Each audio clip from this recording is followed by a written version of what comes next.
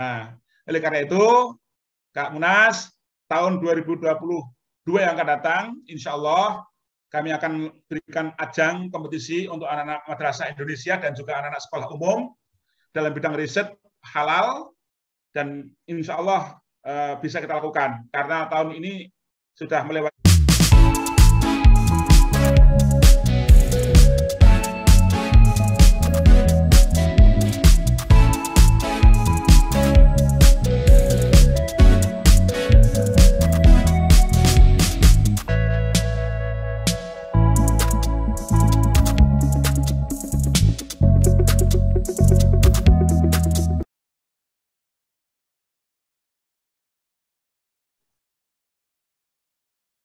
Oke. Ya. Assalamualaikum warahmatullahi wabarakatuh. Halo Sobat Baper di mana saja berada. Pada kesempatan kali ini kita kedatangan seorang bintang tamu yang super spesial ini. Beliau adalah Bapak Ahmad Umar. Beliau ini adalah penggagas MyRes ya, penggagas Madrasah Young Researcher Supercamp, begitu juga Madrasah Riset. Sekarang beliau adalah Kepala Pusat Pembinaan dan Pengawasan Jaminan Produk Halal. Bagaimana kabarnya Pak Umar? Sehat? Assalamualaikum warahmatullahi wabarakatuh, Kak Munas. Alhamdulillah kami sehat walafiat, bahagia. Alhamdulillah ya. Meskipun pandemi, tapi alhamdulillah bisa tetap bertahan. Keadaannya alhamdulillah semakin baik. Alhamdulillah. Situasinya bagus dan tetap happy. Oke. Baik, teman-teman Sobat Baper semuanya, saya bertemu dengan Pak Umar. Biasa kami kalau di MyRes menyebutnya kakak pembina utama ya. Kakak pembina utama ini 2018 ketika MyRes pertama dilaksanakan. Nah, pada kesempatan kali ini kita akan ngobrol langsung nih dengan penggagas MyRes juga Madrasah Riset. Kita kupas nih MyRes dan Madrasah Riset ini sebenarnya latar belakangnya seperti apa, lalu mau dibawa kemana. Oke, kita tanya aja nih langsung ke Bapak Ahmad Umar. Kak Umar, kira-kira itu dulu 2018 itu kan kita melaksanakan MyRes ya, dan sebelumnya sudah ada lomba karya tulis ilmiah. Nah, apa yang melatar belakangi kenapa ada perubahan gitu dari lomba karya tulis biasa menjadi MyRes itu, Kak? Baik, terima kasih Kak Munas. Bicara MyRes ini tidak bisa berdiri sendiri. MyRes sebagai perwujudan atau sebagai pertanggungjawaban atau sebagai bentuk dari dampak atau bentuk dari pertanggungjawaban kita telah memiliki slogan Madrasah Hebat Bermartabat. Mengapa? Ketika tahun 2017 akhir, kawan-kawan sepakat untuk menaikkan taraf capaian Madrasah Indonesia yang dulu digagas oleh pendahulu kita, yaitu Profesor Dr. Novel Setiawan, menargetkan madrasah lebih baik madrasah, yang itu artinya bahwa madrasah memang lebih baik dari yang lain. Oke. Nah, selama kepemimpinan beliau, madrasah ini telah memiliki loncatan yang luar biasa. Prestasi anak madrasah sudah luar biasa. Lalu kita ingin agar merangsang, memotivasi seluruh warga madrasah Indonesia untuk memiliki capaian-capaian yang lebih tinggi dari itu, maka slogan atau tagline madrasah lebih baik madrasah naik tingkatannya menjadi Madrasah Hebat Bermartabat. Madrasah Hebat Bermartabat itu dimaknai sebagai bentuk bahwa setiap insan madrasah harus memiliki kehebatan. Tetapi hebat yang bermartabat. Oke. Nah, di dalam hebat bermartabat itu, di dalamnya juga ada madrasah lebih baik madrasah. Karena jumlah madrasah yang jumlahnya cukup besar, seluruh Indonesia itu tentu ada madrasah yang kelasnya mungkin tipe A, tipe B, tipe C. Madrasah-madrasah yang sudah tipe A tidak lagi madrasah lebih baik, tapi madrasah sudah hebat. Oke. Nah, bermartabat berarti anak-anak madrasah, guru-guru madrasah, warga madrasah memiliki kehebatan, tetapi hebat itu yang memiliki harga diri, yang berintegritas. Itu makna dari martabat. Apa ciri-cirinya? Anak yang jujur, anak yang disiplin, anak yang bertanggung jawab, dan di sini adalah letak kedewasaan anak. Anak itu memiliki ciri kedewasaan kalau anak ini memiliki tanggung jawab, dia bisa berbuat untuk masyarakatnya, dia berlaku jujur, dan inilah ciri khas anak madrasah Indonesia. Nah, lalu apa hubungannya dengan MyRes? MyRes ini berbeda dengan lomba-lomba yang diselenggarakan oleh yang lain. Sama-sama penelitian. Tetapi MyRes ini memiliki tujuan tidak berhenti pada lomba. Tetapi lebih dari itu adalah MyRes ini ingin menyiapkan peneliti-peneliti muda dari keluaran madrasah yang anak-anak ini memiliki pengalaman yang betul-betul baik, maka perlu camp. Super camp itu dimaknai sebagai bentuk bimbingan, sebagai bentuk pendampingan, sebagai bentuk mentoring, sehingga anak ini terarah. Berbeda dari sebelumnya, berbeda dari yang lainnya, lomba is lomba. Tetapi di MyRes ini anak-anak tidak sekedar lomba, tapi anak-anak diberikan bimbingan, diberikan pelatihan, diberikan mentoring, sehingga mereka memiliki kemampuan dalam meneliti, bukan sekedar dia bisa meneliti atau berlomba untuk riset. Nah, dulu Kak, sebelum COVID datang, tahun 2018, tahun 2019, anak-anak yang terpilih, mereka kita undang untuk camp. Camp langsung offline. Dan waktunya lumayan, ada sekitar 3 hari. Mereka dibimbing oleh para profesional, ada dari kampus-kampus UIN terbaik Indonesia, ada juga dari UI. Kita membayangkan anak madrasah sanawiyah, anak madrasah aliyah yang mengajari bukan saja lulusan S1, S2, tapi langsung para dokter-dokter lulusan luar negeri. Dan ini memiliki dampak yang luar biasa. Secara nggak langsung, memberikan motivasi, inspirasi, mengenalkan anak-anak ini loh, tipologi ilmuwan-ilmuwan yang berkelas dunia. Mereka tidak sekedar memilih atau mencari data, mengumpulkan data, tapi menggunakan analisis yang sangat baik. Pengalaman selama 3 hari itu adalah sangat berharga bagi anak-anak madrasah. Ketemu para dokter-dokter luar negeri yang kaya pengalaman, kaya pengetahuan, sehingga ini sangat langsung memberikan pengalaman yang luar biasa bagi anak-anak madrasah.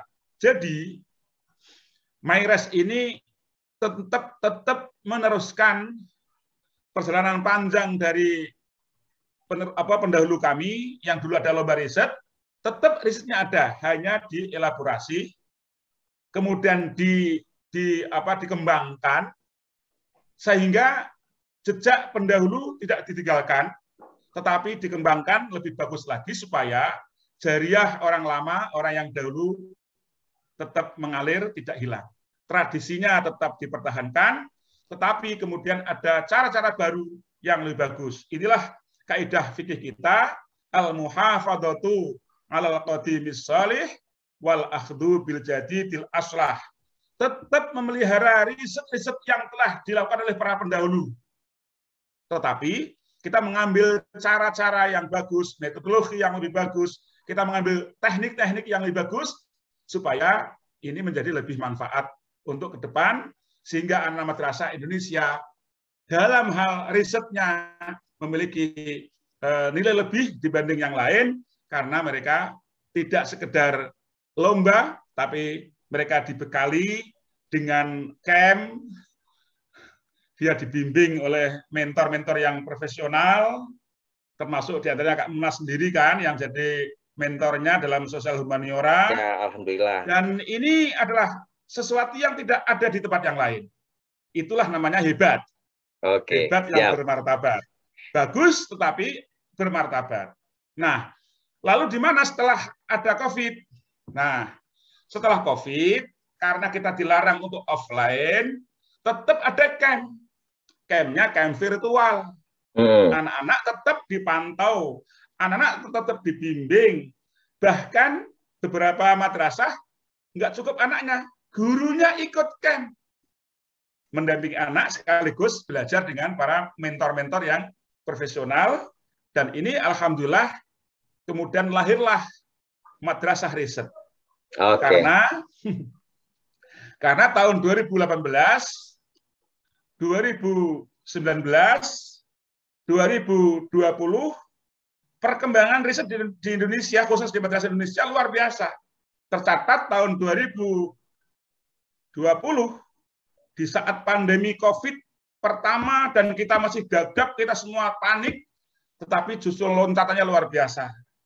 Dari tahun 2019 hanya 1.000 sekian, tapi tahun 2020 mencapai angka 5.600 proposal yang masuk. Ini sebuah prestasi yang luar biasa.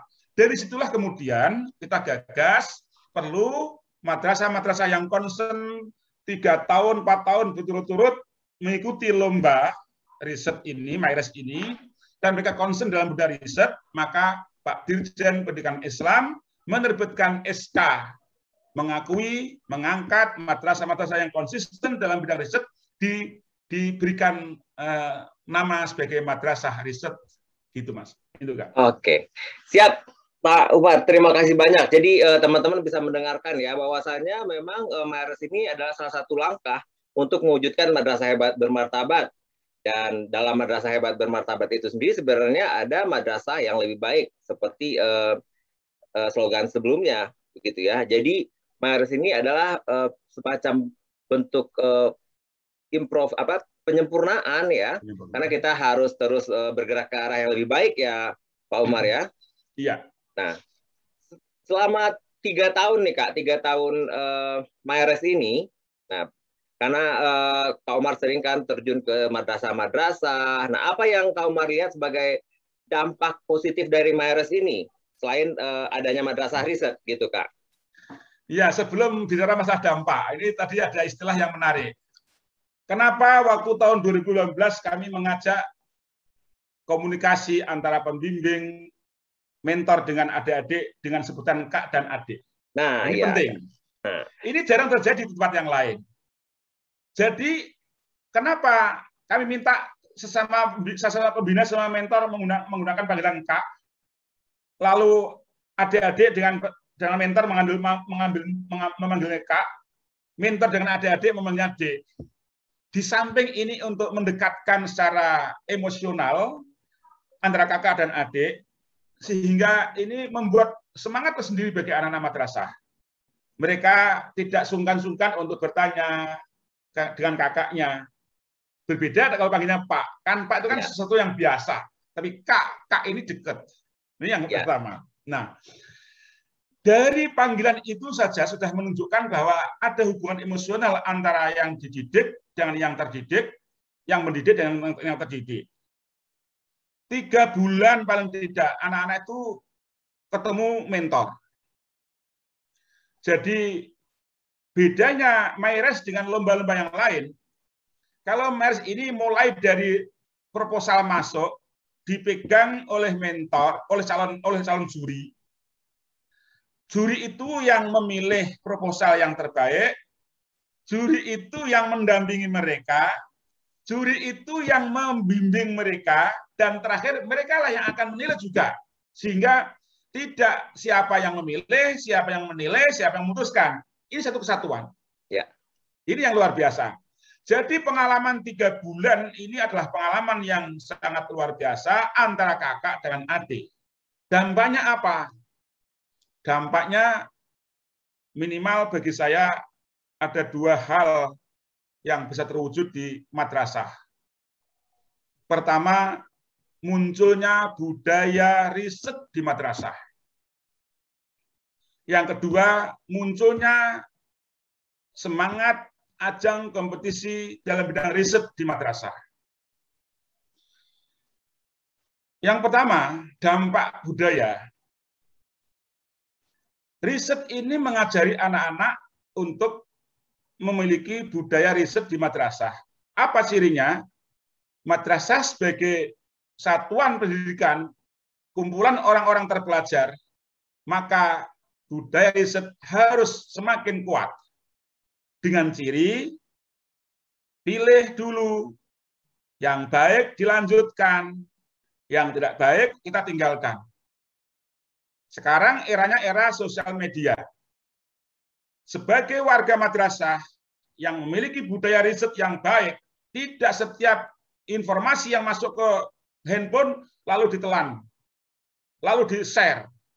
Tetapi dicerna dulu, mana yang ini layak dan ini memiliki nilai yang bobot yang tinggi, sumber berita yang benar, baru diterima, baru dicerna, dan ditimbang lagi.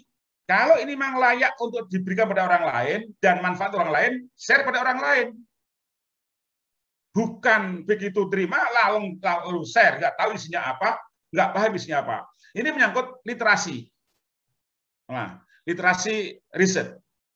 Nah, dengan budaya riset yang bagus, di samping setiap warga madrasah memiliki kepekaan, ketelitian dalam memilih sesuatu informasi di masa boomingnya sosial media ini, maka yang lebih penting lagi adalah munculnya budaya-budaya intelektual, budaya-budaya riset, yang tadi di atas sudah saya sampaikan, yaitu anak-anak yang jujur, anak-anak yang objektif, anak-anak yang mau belajar dari lingkungan, dari alam semesta, yang akhirnya nanti akan terwujud insan-insan Indonesia yang hebat, insan-insan Indonesia yang memiliki SDM yang unggul, seperti dulu zaman awal pemerintahan Pak Jokowi,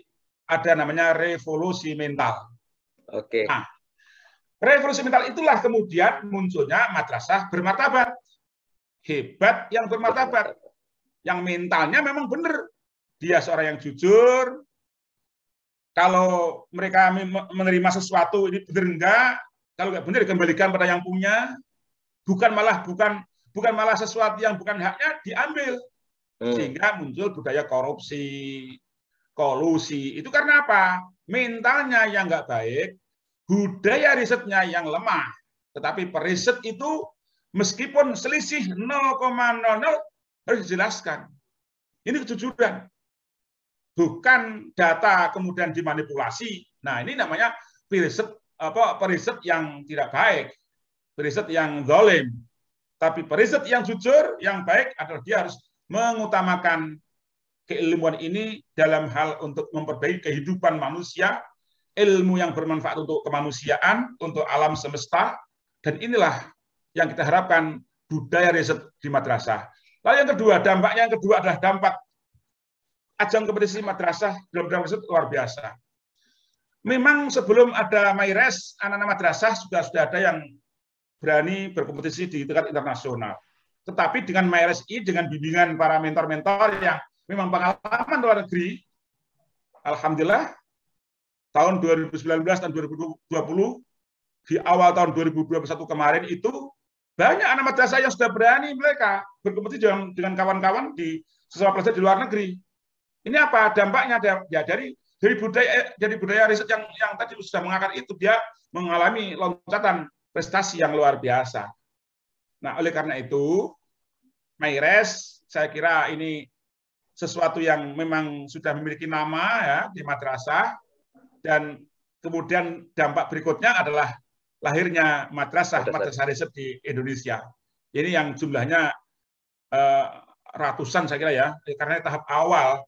Jadi tidak semua yang pernah ikut lomba masuk, tapi dilihat konsistensinya, terutama mereka yang juara-juara. Dan tahun 2020 kemarin itu sudah banyak madrasah-madrasah di Indonesia Timur yang sudah memenangkan ajang kompetisi MAIRES ini, sudah bisa juga. Jadi sekarang madrasah nggak lagi ada di Jawa, tapi madrasah ini ada di Jawa, ada di Sumatera, ada di Kalimantan, Sulawesi, bahkan di Papua. Madrasah ini sudah cukup luar biasa, mereka bisa berani bersaing dengan kawan-kawan yang di Jawa. Karena apa? Karena teknologi ini berkembang dengan pesat. Dengan teknologi ini orang nggak akan melihat mana daerah, kota, desa. Yang penting ada jaringan internet, itulah memiliki hak yang sama, memiliki kesempatan yang sama, dengan semangat yang berbeda-beda antara satu yang lain. Yang penting sudah memiliki jaringan. Ini kota dan desa nggak ada bedanya sekarang. Oke, baik, siap Pak Umar. Jadi ya teman-teman bisa mendengarkan ya, bahwasanya dampak positif dari MAIRES ini adalah bisa membangun budaya penelitian di madrasah. Tidak hanya madrasah di kota saja, tapi juga di desa, di seluruh pelosok Indonesia. Dan itu terlihat sekali pada MAIRES 2020. Finalis-finalis dari MAIRES itu tidak hanya didominasi oleh madrasah Jawa, tapi juga luar Jawa banyak sekali. Bahkan di semua bidang, kalau saya tidak salah, ada finalis dari adik-adik kita di Papua, NTT, dari Papua, Papua, NTT, Maluku, Ternate. Ya, Ternate. Jadi memang sudah menjadikan budaya, dan juga budaya itu tidak hanya merata di satu wilayah saja, tapi budaya riset itu akhirnya berkembang di madrasah dari Sabang sampai Merauke ya, Pak Umar ya. Iya. Dan ini tentu menjadi sebuah bibit-bibit yang unggul, dan juga menjadi kelak nanti menjadi, insya Allah menjadi peneliti Indonesia masa depan. Karena memang kalau kami percaya bahwasanya bangsa yang maju itu adalah bangsa yang mempunyai peneliti-peneliti yang unggul ya, Kak Umar? Iya, betul. Ya. Nah, lalu kemudian dengan madrasah riset ini, Kak, karena kan setelah MAIRES kemudian kita KSKK melahirkan madrasah-madrasah riset. Nah, harapannya dari madrasah riset ini apa, Kak? Iya Kak, sebelum masuk ke harapan madrasah riset, saya ingin sedikit kembali ke belakang tadi tentang kenapa MAIRES. Kenapa MAIRES? Ya, boleh silakan. MAIRES kan madrasah yang Supercamp. Ya. Jadi ini yang harus di-highlight adalah Young Research, peneliti muda. Nah, dari nama ini menunjukkan bahwa anak-anak madrasah yang ikut berkompetisi ini tidak sekedar mereka selesai riset selesai, tapi mereka mendapat julukan sebagai periset muda, periset junior.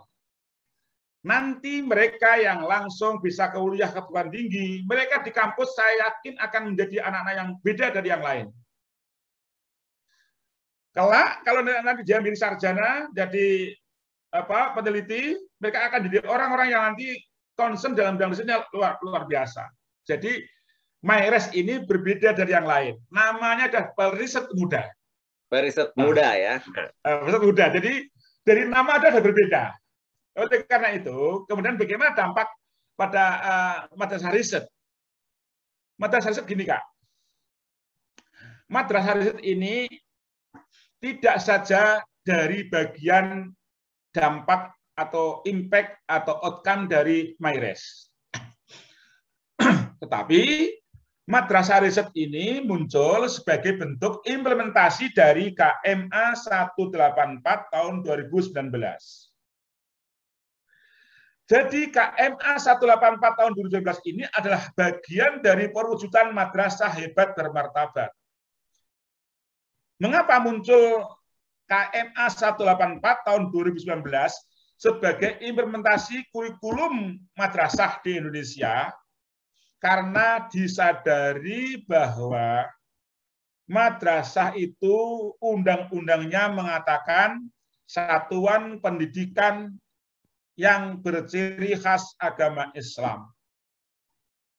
Sebagai satuan pendidikan yang berciri khas agama Islam, maka madrasah harus menanggung beban kurikulum yang dilaksanakan oleh pendidikan di Dikbud, di SD, SMP, SMA, TK, tetapi harus menambah khas madrasahnya, yaitu mata pelajaran Al-Quran hadis, akidah akhlak, fikih usul fikih, SKI, dan bahasa Arab. 5 mapel ini sebagai ciri khas madrasah. Sehingga kurikulum di madrasah menjadi kurikulum yang sangat gemuk. Karena harus makan apa yang dimakan oleh teman-teman kita di sekolah umum, tetapi kita punya suplemen sendiri yang harus dimakan. Suplemennya justru banyak sekali, ada 5 mapel. Jadilah kurikulum di madrasah itu gemuk. Supaya gemuk ini tidak menjadi berat, nah, supaya gemuk ini tetap sehat, maka kita berikan kunci, kita berikan solusi, yaitu lahirnya KMA 184 tahun 2019 tentang isinya tentang revolusi pembelajaran di madrasah, di mana antara madrasah yang satu dengan madrasah yang lain diberikan kesempatan untuk melakukan rekayasa kurikulumnya supaya yang berat itu terasa ringan, yang gemuk itu terasa nyaman. Kan ada orang gemuk yang sehat, ada orang gemuk yang juga happy, tapi ada orang gemuk yang sakit-sakitan. Nah, kita ingin kurikulum yang gemuk tapi happy, kurikulum gemuk tapi nikmat. Nah, kurikulum ini memberikan kesempatan. Jadi kurikulum ini yang nanti lahirnya madrasah riset itu, Kak, madrasah kurikulum ini mencirikan kurikulum yang fleksibel. Kurikulum yang elastis. Kurikulum yang dinamis. Antara daerah yang satu dengan daerah yang lain, silahkan akomodasi kemauan anak-anak seperti apa. Tetapi semua kurikulum jangan ada yang ditinggalkan. Ini yang disebut sebagai kurikulum yang elastis, yang dinamis, yang fleksibel. Penerapannya tergantung madrasah masing-masing. Boleh jadi dalam satu kota ada nama madrasah sanawiyah, sama-sama sanawiyah, tetapi ada madrasah sanawiyah yang berbasis pesantren, tentu berbeda dengan madrasah aliyah yang di kota yang enggak di pesantren. Tentu para kiai-kiai pesantren itu memiliki misi-misi tertentu. Misi itulah silahkan diterapkan. Maka diberikan payung hukum namanya KMA 184 tahun 2019. Tetapi yang penting, kurikulum nasionalnya jangan sampai ditinggalkan. Hanya cara mengajarnya, kapan mengajarnya, dan bagaimana mengajarkan kurikulum itu, silahkan masing-masing satuan pendidikan. Ini yang menjadi ciri khas KMA ini. Lalu yang kedua, Kak, dari sisi substansi, KMA ini adalah KMA yang bersifat inklusi. Kurikulum ini bersifat humanis, moderat, wawasan kebangsaannya tinggi, wawasan keislamannya juga tinggi, terintegrasi. Sehingga harapannya dengan KMA ini lahirlah anak-anak madrasah nanti menjadi orang-orang yang hebat bermartabat, mereka memiliki pandangan yang luas, tidak ke barat-baratan dan tidak ke Islam-Islaman, tapi moderat. Jadi manusia yang nanti bisa mengembangkan Islam rahmatan lil alamin, anak-anak yang risetnya bagus, yang saintisnya bagus, tapi dia paham agama yang baik. Anak-anak yang agamanya bagus, dia tetap tidak gaptek, dia nggak gaptek dengan teknologi, tetap seimbang. Nah, lahirlah madrasah riset. Karena kenyataan di lapangan, madrasah-madrasah yang menekuni dalam bidang riset juga banyak, maka kemudian ditetapkan KMA SK Dirjen yang mengangkat madrasah riset, sehingga pembimbing-pembimbing yang mengajari anak riset mereka bisa dimasukkan sebagai jam pelajaran. Mereka diakui. Tidak hanya riset, dampak dari KMA ini adalah termasuk ada madrasah akademik, ada madrasah riset, ada madrasah tahfidz, ada madrasah robotik, ada madrasah teknologi. Ini Ada madrasah keterampilan, ya, ada madrasah keterampilan. Nah, penambahan nama-nama ini menjadi sangat bagus di masyarakat. Tidak hanya umum, tapi ijazahnya nggak akan keluar. Ijazahnya dari madrasah aliyah riset enggak, tetap madrasah reguler, tapi dia memiliki tambahan-tambahan, ada tambahan keterampilan, ada tambahan tahfidz, ada tambahan riset, ada tambahan robotik, sains, akademik, ada tambahan ada tambahan robotik. Ini ya. tambahan. Dan ini dampaknya luar biasa, menjadikan anak-anak yang mau masuk madrasah maunya apa sih? Kamu layani. Bahkan tahun 2020 kemarin kita selenggarakan juga ada namanya Akademi Madrasah Digital. Bayangkan, anak-anak madrasah sudah sekelas anak-anak teknik atau teknik informatika S1. Kemampuannya, ini yang ngomong orang XL yang membimbing mereka. Jadi mereka juga sama seperti Maires, di camp, dibimbing, campnya virtual, selama 6 bulan justru. Akademi Digital. Jadi di madrasah ini saya kira tidak lagi menjadi pilihan-pilihan yang kesekian, tapi menjadi pilihan utama masyarakat Indonesia yang memang madrasah menawarkan banyak hal sebagai bentuk dari madrasah hebat bermartabat. Maka setiap anak yang masuk ke madrasah harus diberikan layanan yang khas sesuai dengan bakat minatnya, dan ini menjadi yang luar biasa gitu.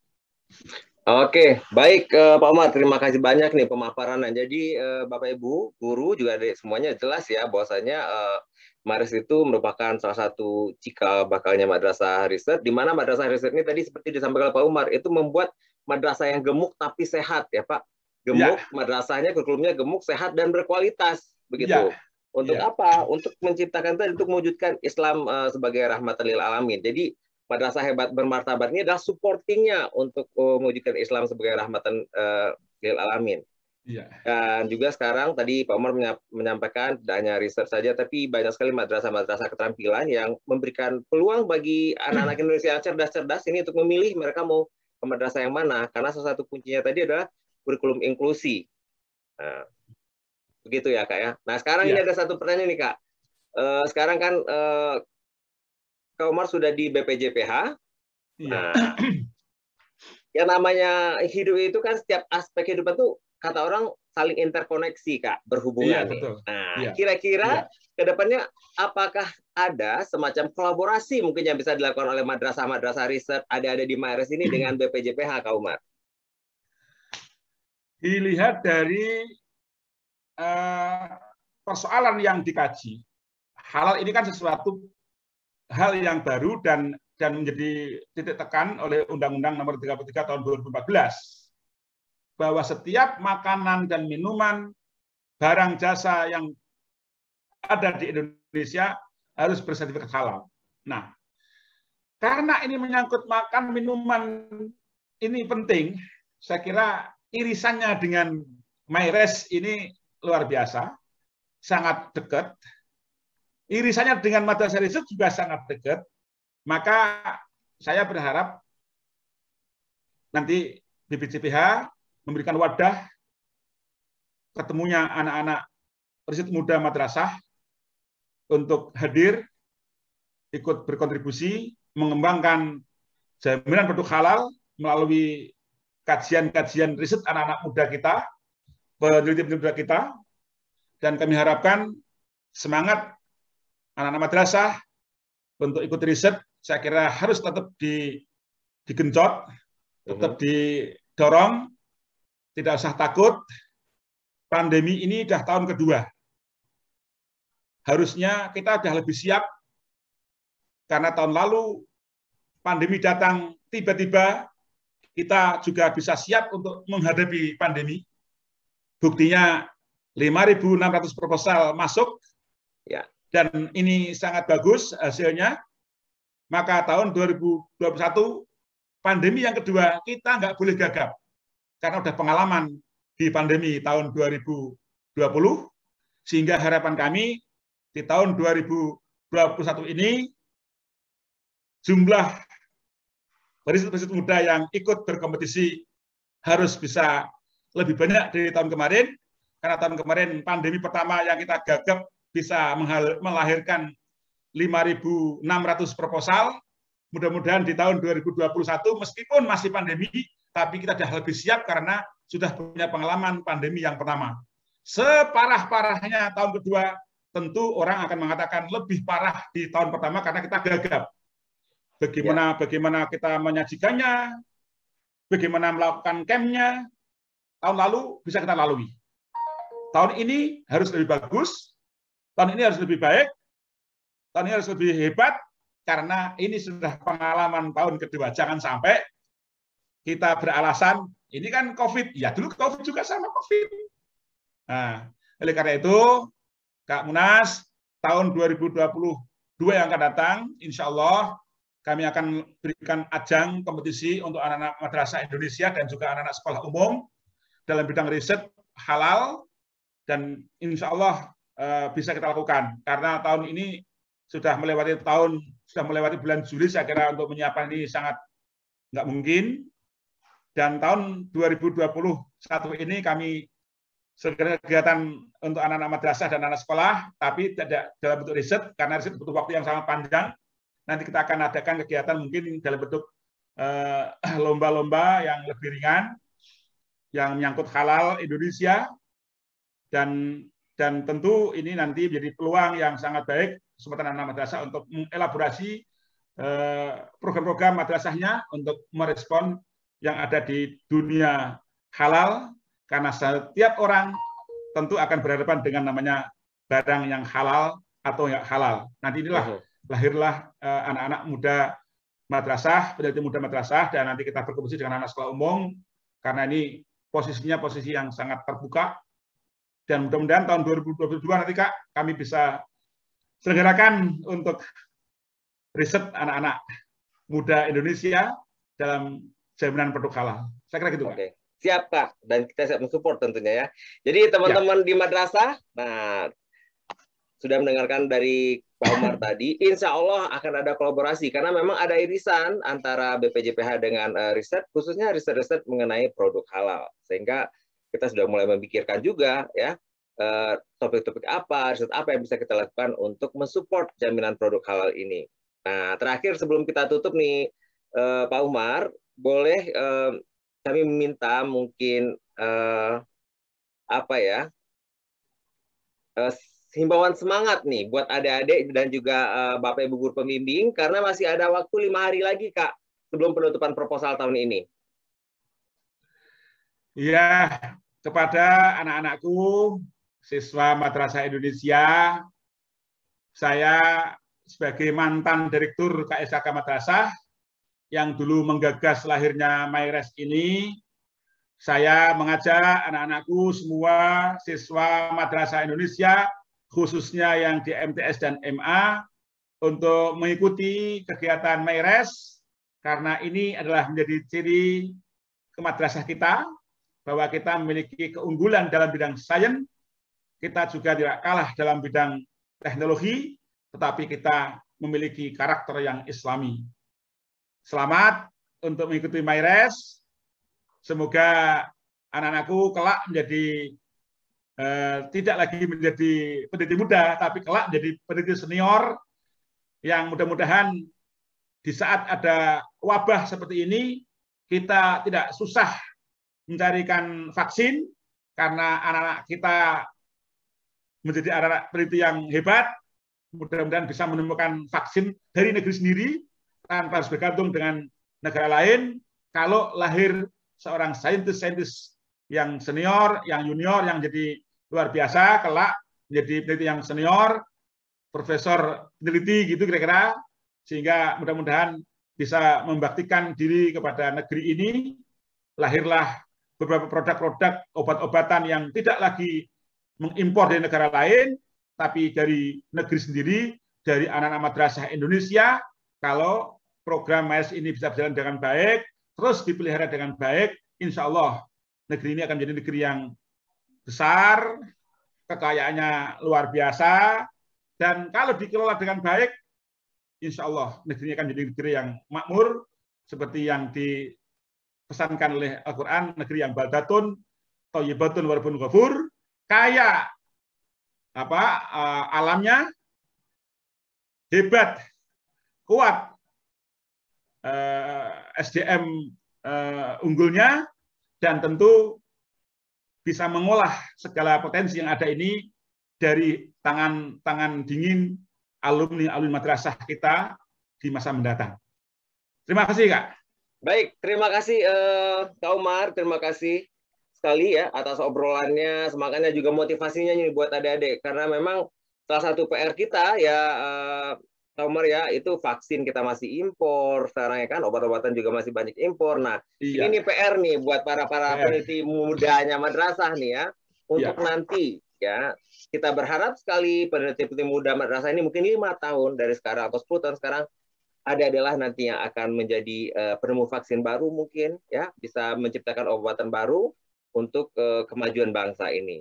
Iya. Sekali lagi terima kasih Kak Umar, dan kita juga menunggu tentunya ya kolaborasi kita di 2022 nanti dengan Insya Allah. Ya. Penelitian terkait dengan produk halal. Iya. Sekali lagi terima kasih Kak Umar. Terima kasih sama-sama, Kak.